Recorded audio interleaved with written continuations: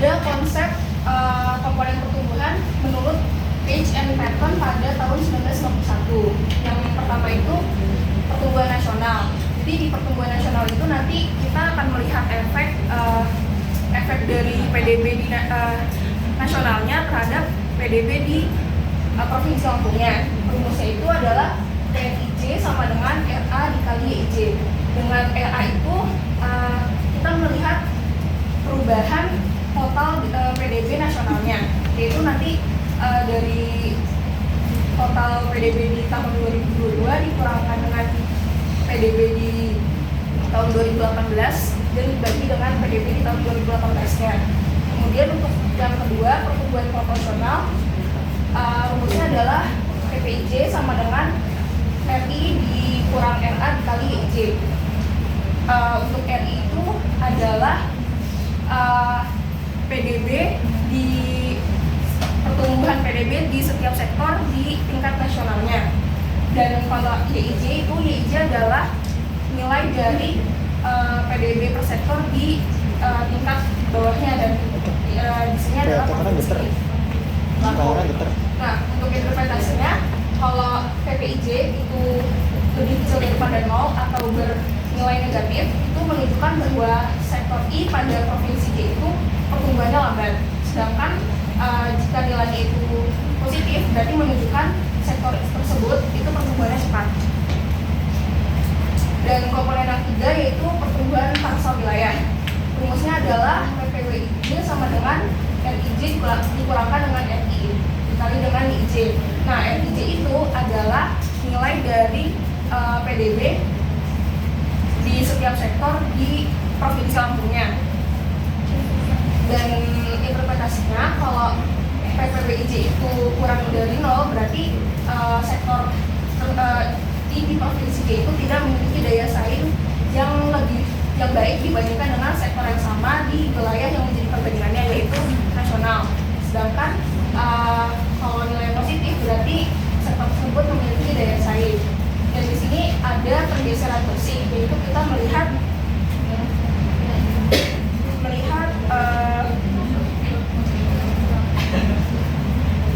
mengidentifikasi pertumbuhan suatu perekonomian, yaitu rumusnya PBIJ sama dengan penjumlahan dari pertumbuhan proporsional dan pertumbuhan pangsa wilayah. Dari interpretasinya, jika PBIJ itu nilainya negatif, berarti pertumbuhan sektor tersebut termasuk lambat, dan jika nilainya positif, berarti termasuk dalam kelompok progresif atau maju. Nah, di sini ada sebuah tabel yang membandingkan, mengevaluasi atau meringkas dari PPIJ dan PPWIJ. Kalau misalkan nilai PPWIJ-nya itu lebih positif dan PPIJ-nya itu juga positif, berarti pertumbuhannya cepat dan berdaya saing. Tapi jika PPWIJ-nya itu positif tapi PPIJ-nya itu negatif, berarti pertumbuhannya lambat dan berdaya saing dan seterusnya.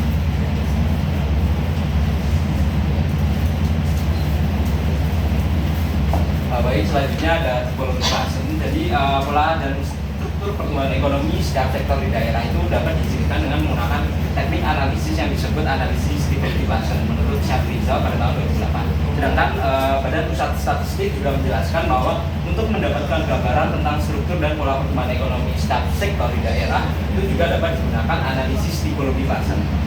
Nah, tipologi fashion itu pada dasarnya menetapkan area kesumber horizontal dan vertikal berdasarkan dua indikator utama, yaitu rata-rata kontribusi PDRB per kapita dan rata-rata laju pertumbuhan PDRB.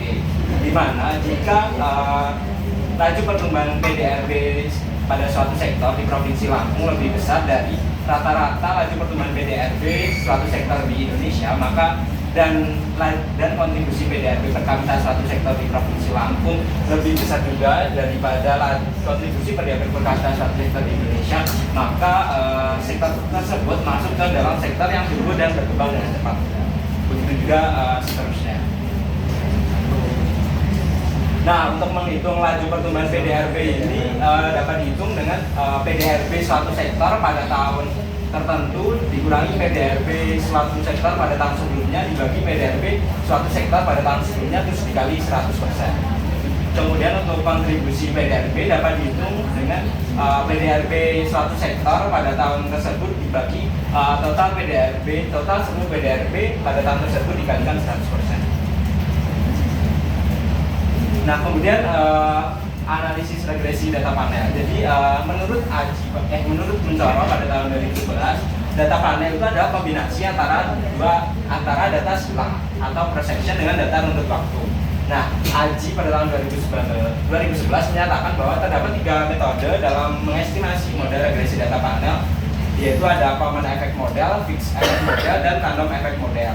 Nah, model common effect model ini merupakan pendekatan analisis data yang menggabungkan cross section dan data time series, kemudian dianalisis menggunakan metode LSS. Untuk persamaannya bisa dilihat pada slide berikut ini. Kemudian untuk fixed effect model ini merupakan model yang memiliki intercept yang mungkin berubah-ubah untuk setiap individu dalam waktu, di mana setiap unit cross section bersifat tetap secara time series, dan untuk persamaannya juga bisa dilihat di slide berikut. Kemudian untuk random effect model ini merupakan model yang memiliki kesamaan dengan metode fixed effect sebelumnya, namun dimensi individu dan waktu itu dimasukkan dalam analisis. Nah, perbedaan model ini dari fixed effect itu adalah error term juga dimasukkan dalam persamaan. Terus untuk menguji kesesuaian model atau model terbaik yang digunakan dalam analisis regresi data panel itu bisa menggunakan dengan 3 uji. Yang pertama ada uji Chow, uji Hausman, dan uji Lagrange multiplier. Nah, uji Chow ini digunakan untuk memilih model yang lebih cocok antara common effect atau fixed effect dalam melakukan estimasi data panel. Untuk uji Hausman ini membandingkan model fixed effect dengan random effect, kemudian untuk uji Lagrange ini membandingkan antara random effect dan common effect.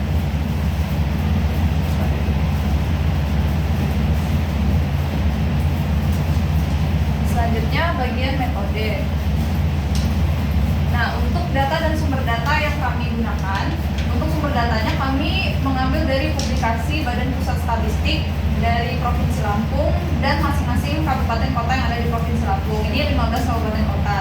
Nah, data yang digunakan itu berupa data PDRB atas dasar harga konstan tahun 2018 sampai 2022 berdasarkan lapangan usaha, baik di tingkat nasional, itu Indonesia, Provinsi Lampung, dan 15 kabupaten kota yang ada di Provinsi Lampung.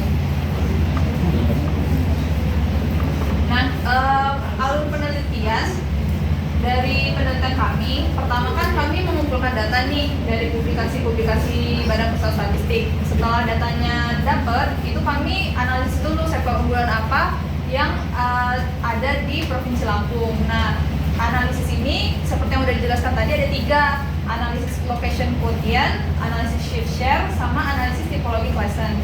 Nah, analisis location quotient ini itu tuh untuk melihat apakah wilayah sektor manakah yang termasuk basis dan non-basis.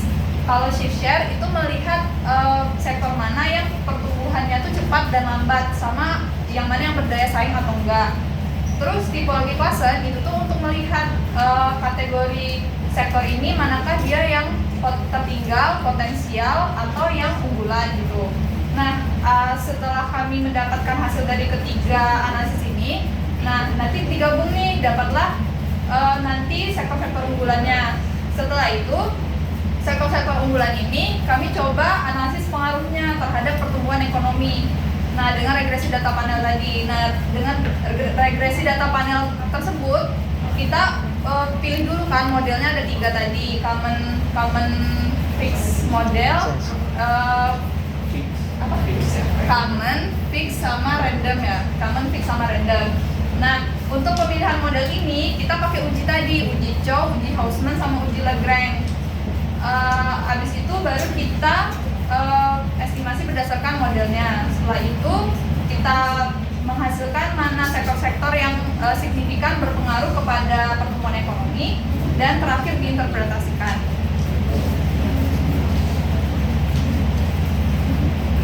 Selanjutnya hasil dan analisis. Pertama, analisis location quotient. Nah, dari tabel ini itu kita dapat lihat ya di sini ini kan dari tahun 2018 sampai tahun 2022 itu dicari nilai location quotient-nya. Nah, kemudian kita rata-ratakan. Ternyata yang nilainya besar dari satu itu lapangan usaha pertanian, kehutanan, dan perikanan. Kemudian lapangan usaha pengadaan air, pengelolaan sampah, limbah, dan daur ulang. Lapangan usaha konstruksi sama transportasi dan pergudangan. Satu lagi ada real estate. Nah, berarti sektor-sektor itu bisa memenuhi kebutuhan di wilayah Lampung.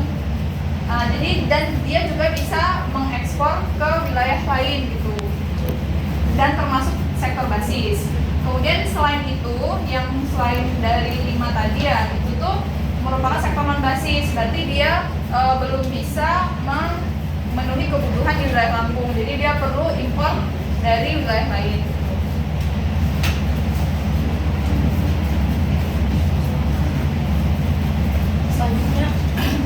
Selanjutnya untuk subset yang pertama ada pertumbuhan nasional. Jadi seperti yang tadi saya sudah jelaskan bahwa pertumbuhan nasional itu kita melihat efek atau dampak dari PDB nasional terhadap PDRB di provinsi Lampungnya.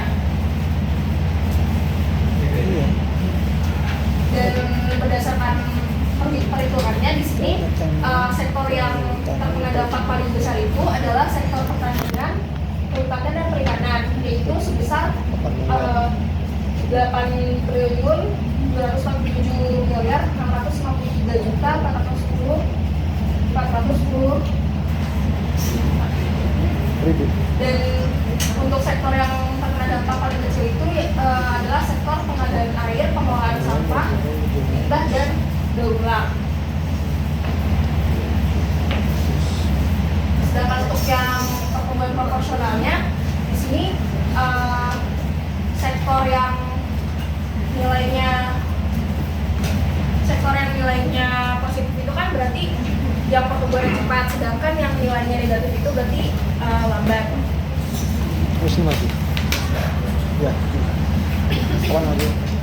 Dan untuk yang pertumbuhan pangsa wilayah itu kita ingin melihat apakah sektor tersebut memiliki daya saing.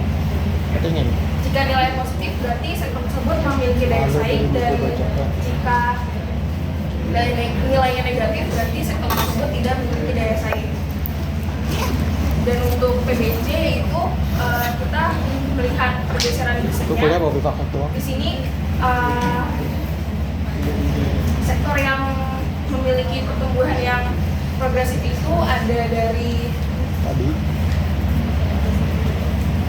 pengadaan air, pengelolaan sampah, limbah, dan daur ulang, sektor konstruksi, perdagangan pusat dan eceran, transportasi pergudangan, penyediaan akomodasi dan makan minum, sektor informasi dan komunikasi, jasa perusahaan, administrasi, pemerintahan, pertahanan, dan jaminan sosial wajib, jasa pendidikan, jasa kesehatan dan pemerintahan sosial, dan jasa lainnya.